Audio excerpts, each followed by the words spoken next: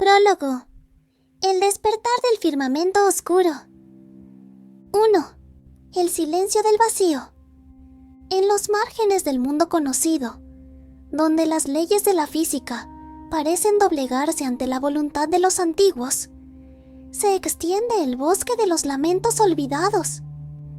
No es un lugar de vida, sino un cementerio de eras que la historia prefirió sepultar.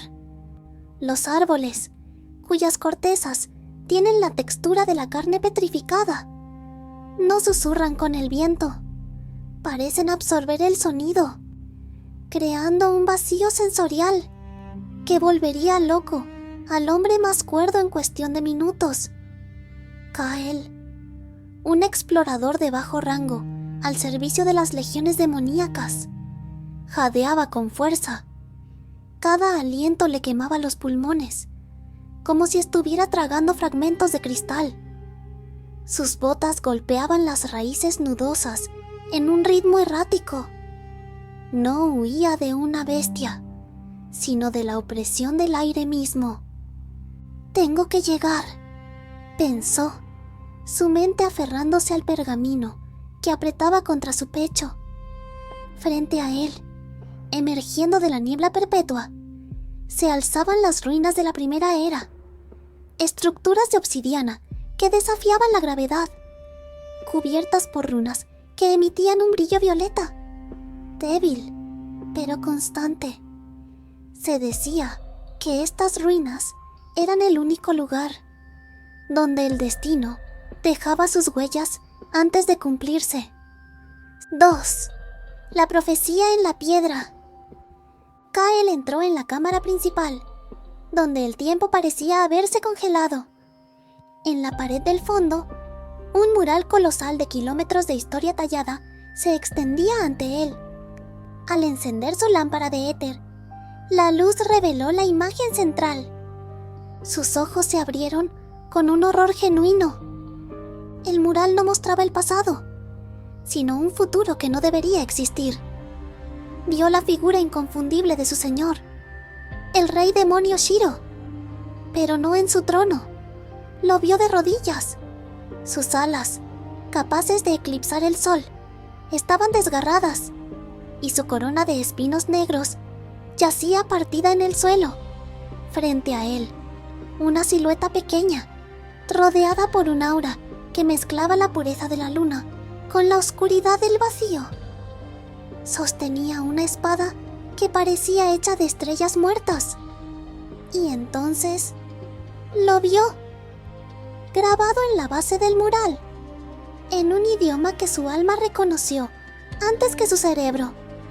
Estaba el nombre: Luna, Kurosora. El solo hecho de leerlo hizo que una ráfaga de viento gélido apagara su lámpara. El nombre pesaba. Era una frecuencia que vibraba en sus huesos, una amenaza que aún no nacía, pero que ya reclamaba su lugar en el mundo. Con manos temblorosas, Kael comenzó a transcribir la runa, sabiendo que su vida ya no le pertenecía.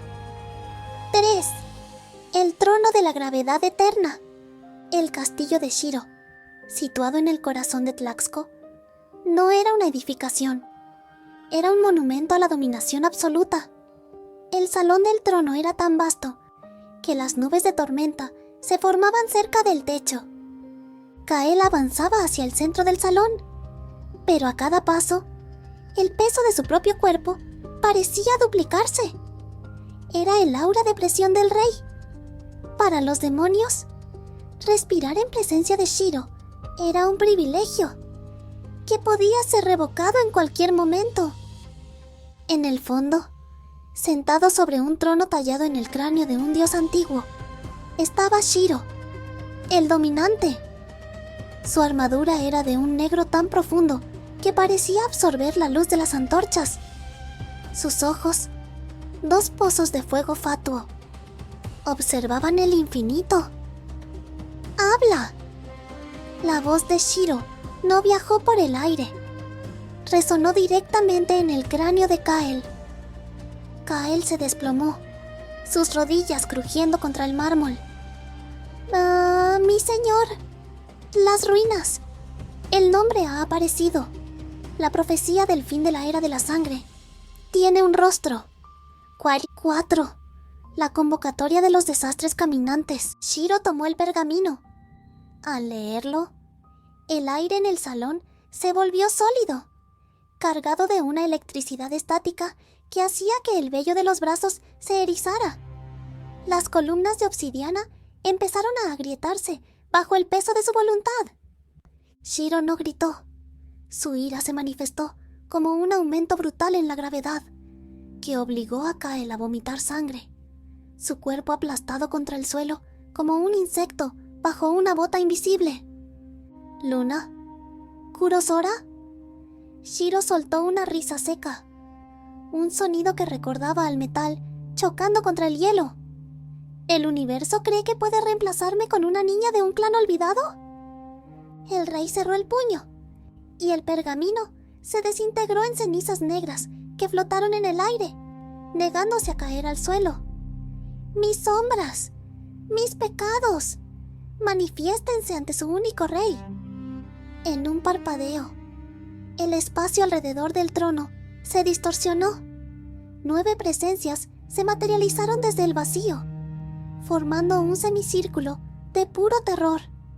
Yurei, lujuria, Kurohana, pereza, Akane, avaricia, Rui, ira, Belcebú, gula, envidia, Mikazuki, orgullo, Shinigami, desesperación, Akumu, traición.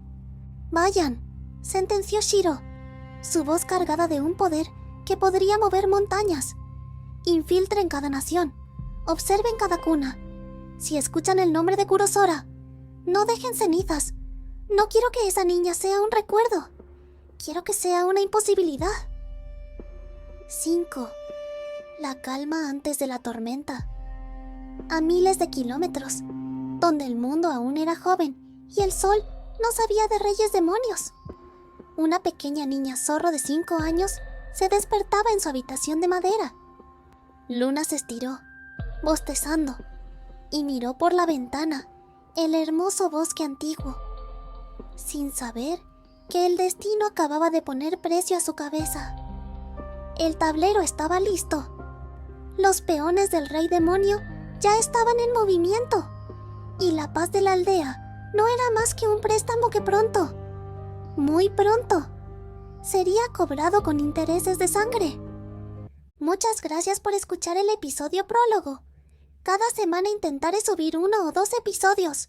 Si quieren apoyar el contenido y salgan más episodios, donen a mi PayPal, Luna Kurosora, y la biblioteca Astrails. Les agradece. El siguiente episodio es El llanto que despertó al bosque, episodio 1.